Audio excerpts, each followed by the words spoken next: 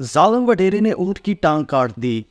صوبہ سندھ کے علاقے سانگڑ میں ایک وڈیرے نے اونٹ کی ٹانگ کاٹ دی۔ اس نے اونٹ کی ٹانگ اس بنا پر کاٹی کہ اونٹ اس کی فصل میں گھس گیا تھا اور اس کی فصل خراب کر دی، جس کی وجہ سے اس نے اپنے ملازمین کے ساتھ مل کر اس اونٹ کو پکڑا اور اس اونٹ کو تشدد کا نشانہ بنایا، اور اتنا تشدد کا نشانہ بنایا کہ اونٹ اس قابل بھی نہیں رہا کہ وہ اب چل سکے۔ اس نے تیز دھار آلے سے اونٹ کی ٹانگ کاٹ دی، جس کی وجہ سے اب اونٹ بہت ہی زیادہ رو رہا ہے، بلکلا رہا ہے اور اپنے مالک سے دعائیں کر رہا ہے کہ یا اللہ اس بندے سے بدلہ لے۔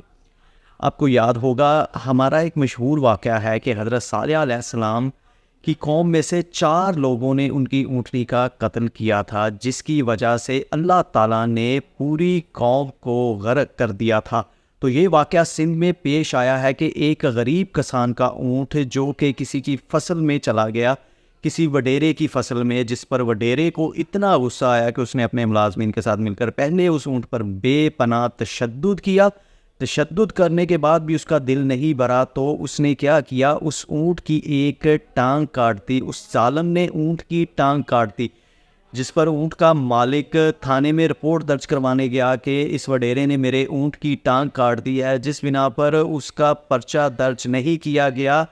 تو اس نے کیا کیا، وہ پریس کلب میں جا کر اس نے وہاں پہ احتجاجاً اس اونٹ کی ٹانگ پکڑی، آپ تصویر میں دیکھ سکتے ہیں، اور اس نے احتجاج کیا، جس پر معاملہ میڈیا پر آنے کے بعد اس علاقہ کا جو تھانہ تھا، اس تھانے میں اس اونٹ کے بارے میں پرچہ درج ہوا، اور پرچے میں اس جو بھی وڈیرا تھا اس کا جو نامزد پرچہ نہیں کیا گیا، ایک نامعلوم افراد پر پرچہ درج کر دیا گیا۔ یہ حال ہے ہمارے ملک کا کہ یہاں پہ انسان اور جانور کوئی بھی سیف نہیں ہے، کسی کی بھی زندگی کو کسی بھی ٹائم خطرہ ہے، کوئی کسی کو مار سکتا ہے، کسی کی ٹانگ کاٹ سکتا ہے، چاہے وہ جانور ہو یا انسان۔ یہاں پہ ایک جیسا سلوک ہو رہا ہے، صرف تشدد کے حوالے سے، باقی کسی حوالے سے نہیں۔ انسانوں کو نہ برتری دی جا رہی ہے اور نہ جانوروں کو برتری دی جا رہی ہے۔